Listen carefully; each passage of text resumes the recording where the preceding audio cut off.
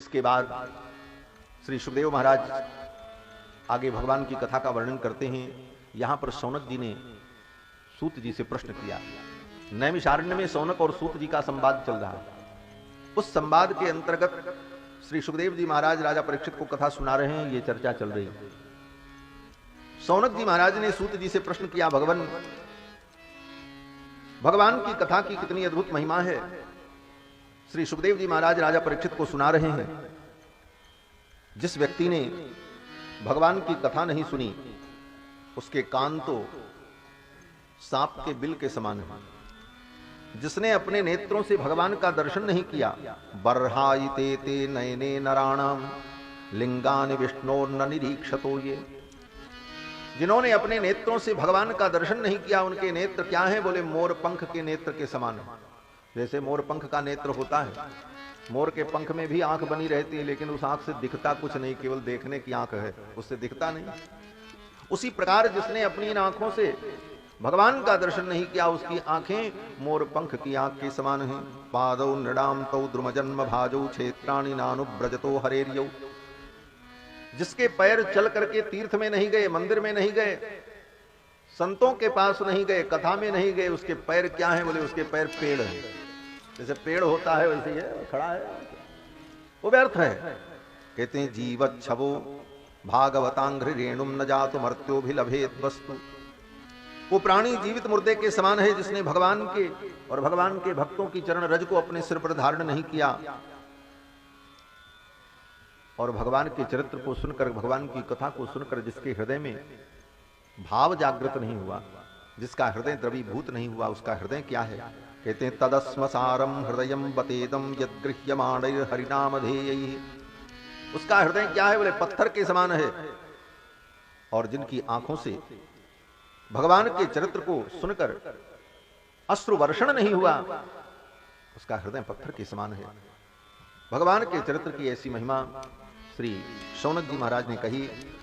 और आगे फिर श्री सूत जी महाराज वर्णन करते हैं। कहते हैं हे मुनिवर, राजा परीक्षित को कथा सुनाते हुए श्री सुखदेव जी महाराज पहले भगवान का स्मरण करते हैं।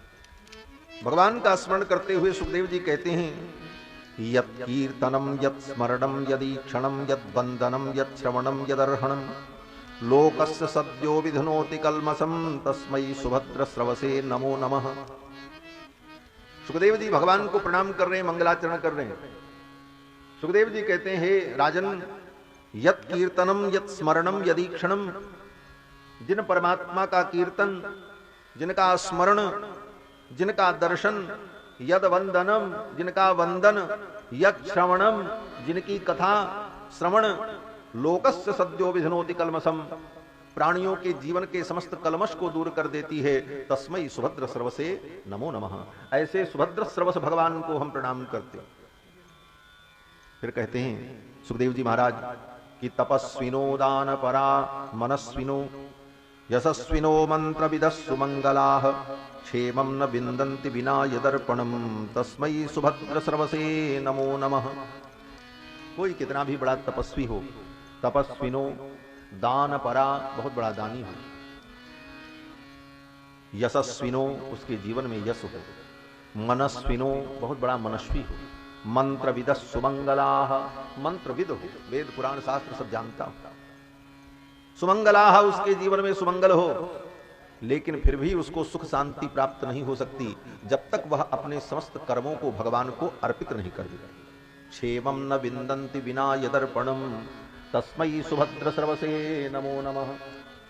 भगवान को अर्पित कर देने पर ही कर्म, ज्ञान, विद्या, तपस्या फलीभूत होती है। ये बात यहां पर श्री सुखदेव जी महाराज कहते हैं। और रामायण में शूर्पणखा इस बात को कहती है, हरि ही समर्पे बिनु सत कर्मा। राजनीत बिनु धन बिनु धर्मा, राजनीत बिनु धन बिनु धर्मा, हरि समर बिनु सत्कर्मा, हरि समर बिनु सत्कर्मा, हरि समर बिनु सत्कर्मा, हरि समर सत्कर्मा राजनीत बिनु धन बिनु धर्मा राजनीत बिनु धन बिनु धर्मा राजनीत बिनु धर्म। हरि ही समर्पे बिनु सत्कर्मा। जब तक हम अपने कर्मों का भगवान को समर्पण नहीं करते तब तक उन कर्मों का फल भी हमें प्राप्त नहीं हो सकता।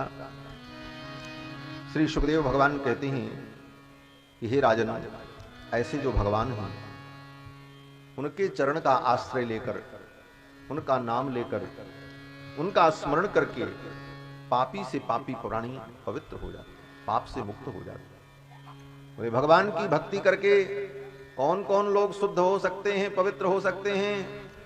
तो श्री सुखदेव जी महाराज कहते हैं कि किरात हूणांग्र पुलिंद पुलकसाह आभीर कंका यवना खसादयः येन्ये च पापा यदुपाश्रयाश्रया शुद्धन्ति तस्मै प्रभ विष्णवे नमः। किरात, हूण, आंध्र, पुलिंद, पुलकस, आभीर, कंक, यवन, खस, स्वपच, ये जितनी अधम जातियां हैं जिनके जीवन में केवल पाप ही पाप है, ऐसे प्राणी भी भगवान का आश्रय लेकर के पवित्र हो जाते हैं। इसी श्लोक का अक्षरशः भावानुवाद श्री गोस्वामी तुलसीदास जी ने मानस के अंत में किया। पाइन के गति पतित पावन राम भज सुनु सठ मना। पाइन के गति पतित पावन राम भज सुनु सठ मना। कड़ी का जामिल व्याध गीत गजाली करता रे घरा। कड़ी का जामिल व्याध गीत गजाली